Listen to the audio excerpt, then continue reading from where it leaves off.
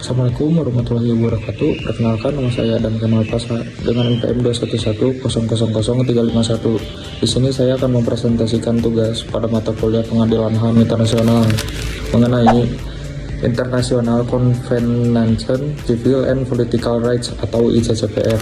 Nah, apa sih itu ICCPR? Jadi, Konvenan Internasional tentang Hak-Hak Sipil dan Politik adalah perjanjian multilateral yang diadopsi oleh Majelis Umum PBB pada 16 Desember 1966 dan berlaku sejak 23 Maret 1976. Kewajiban negara pihak.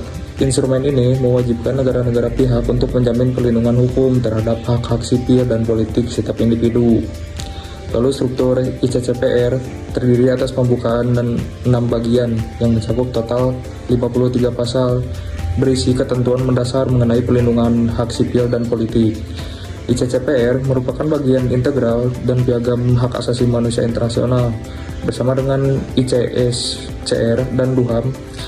Secara ringkas, ICCPR adalah instrumen hukum internasional yang mengikat untuk memastikan perlindungan dan kemajuan hak-hak sipil serta politik individu secara global.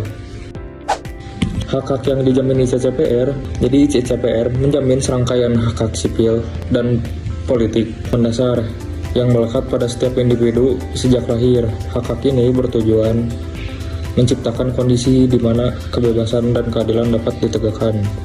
Di dalam pasal 6 dan 7 diatur hak untuk hidup, termasuk larangan penyiksaan atau perlakuan tidak manusiawi. Lalu di dalam pasal 18 dan 19 diatur tentang kebebasan beragama, berpendapat, dan berekspresi. Untuk di pasal 25 mengatur tentang hak politik, hak untuk memilih dan dipilih dalam pemilihan umum yang bebas dan jujur. Lalu di pasal 14 ada proses peradilan adil, hak atas proses peradilan yang adil dan memihak. Nah, tujuan utama ICCPR yaitu menciptakan masyarakat yang menjamin kehormatan dan pelindungan hak-hak sipil dan politik setiap individu, yang memastikan orang itu hidup tanpa rasa takut dan diskriminasi. Pertama ada perlindungan hak, melindungi hak-hak sipil dan politik individu. Lalu ada penegakan keadilan, menegakkan prinsip persamaan, martabat manusia, dan keadilan. Lalu ada kerangka hukum, membentuk kerangka hukum internasional yang mengikat negara pihak. Lalu ada pengawasan global yang berfungsi sebagai alat pengawasan pelaksanaan HAM oleh komunitas internasional. Jadi ICCPR membantu mengurangi rezim otoriter dan pelanggaran hak asasi manusia yang sistematis, menjamin martabat manusia dan membangun masyarakat yang bebas, adil, dan damai. Komitmen Indonesia ratifikasi ICCPR 2005. Indonesia meratifikasi ICCPR pada 28 Oktober 2005 melalui Undang-Undang Nomor 12 Tahun 2005. Ratifikasi ini menyatakan komitmen Indonesia untuk menegakkan serta melindungi hak-hak sipil dan politik sesuai standar internasional. Dampak pada kebijakan nasional, ratifikasi ICCPR mewajibkan Indonesia untuk menyesuaikan dan mereformasi undang-undang nasional, menghapus peraturan yang bertentangan, dan membuat kebijakan yang menghormati HAM. Aturan kunci dalam ICCPR mengatur berbagai hak dalam 4 kategori utama yang menjadi panduan bagi reformasi hukum di Indonesia. Yang pertama ada hak dasar individu, yaitu hak untuk hidup yang diatur dalam pasal 6, lalu ada larangan penyiksaan dan perbudakan diatur dalam pasal 7 dan 8. Kedua, ada hak atas keadilan, kebebasan dan keamanan pribadi yang diatur dalam pasal 9, lalu ada hak atas peradilan yang adil dan terbuka pada pasal 14. Lalu ada asas praduga tak bersalah diatur pada pasal 14 tapi ayat 2. Lalu ada yang ketiga, kebebasan dan partisipasi, kebebasan beragama dan berekspresi diatur dalam pasal 18 dan 19, kebebasan berkumpul dan berserikat diatur dalam pasal 21 dan 22, hak berpartisipasi dalam pemerintahan diatur dalam pasal 25. Lalu yang keempat ada prinsip non-diskriminasi, yaitu kesetaraan di depan hukum diatur dalam pasal 26, hak minoritas untuk menikmati budaya dan bahasa sendiri diatur dalam pasal 27. Lalu selanjutnya ada implementasi ICCPR di Indonesia, keadilan dan hukum.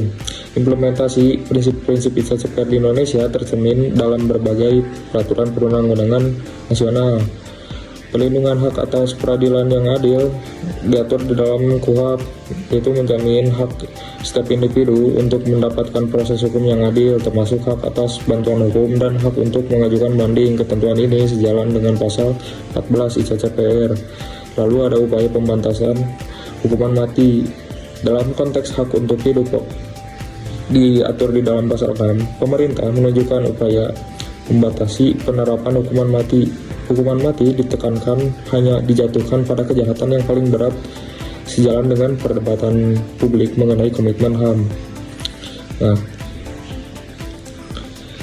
di sini selanjutnya ada kebebasan beragama. Pengakuan kebebasan beragama dijamin melalui Undang-Undang Dasar 1945 dan Undang-Undang Nomor 39 Tahun 1999 tentang HAM.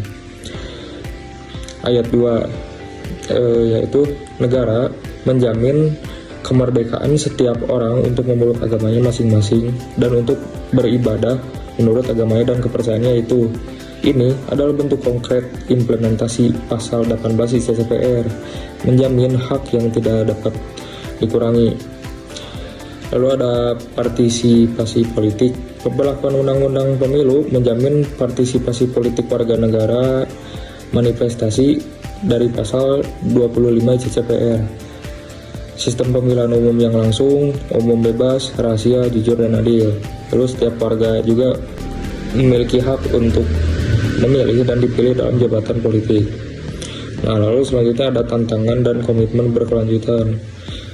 Meskipun Indonesia telah memiliki kerangka hukum yang kuat, implementasi ICCPR masih menghadapi berbagai tantangan, yaitu ada intoleransi. Tantangan dalam menghadapi intoleransi dan diskriminasi terhadap kelompok minoritas agama masih kerap terjadi. Lalu penyalahgunaan kekuasaan. Isu penyalahgunaan kekuasaan yang dapat mengancam hak-hak sipil dan politik. Lalu ada kesenjangan penegakan hukum, kesenjangan dalam penegakan hukum yang adil dan merata di seluruh wilayah. Langkah-langkah yang diambil menunjukkan komitmen Indonesia untuk menginternalisasi nilai-nilai ICCPR dalam sistem hukum internasional sebagai bagian dari upaya pelindungan hak-hak masyarakat. Lalu selanjutnya kesimpulan. Jadi ICCPR merupakan instrumen hukum internasional yang vital, menjadi pedoman utama bagi negara-negara dalam menegakkan nilai-nilai dasar kemanusiaan, kebebasan, keadilan, dan persamaan di hadapan hukum. Lalu ada komitmen nasional ratifikasi ICCPR diatur di dalam Undang-Undang Nomor 12 Tahun 2005, yaitu menegaskan komitmen Indonesia terhadap perlindungan hak sipil dan politik warga negara. Yang kedua, dasar hukum kuat. Dampak ICCPR terlihat pada regulasi nasional KUHP dan Undang-Undang HAM yang menjamin peradilan yang adil dan kebebasan beragama.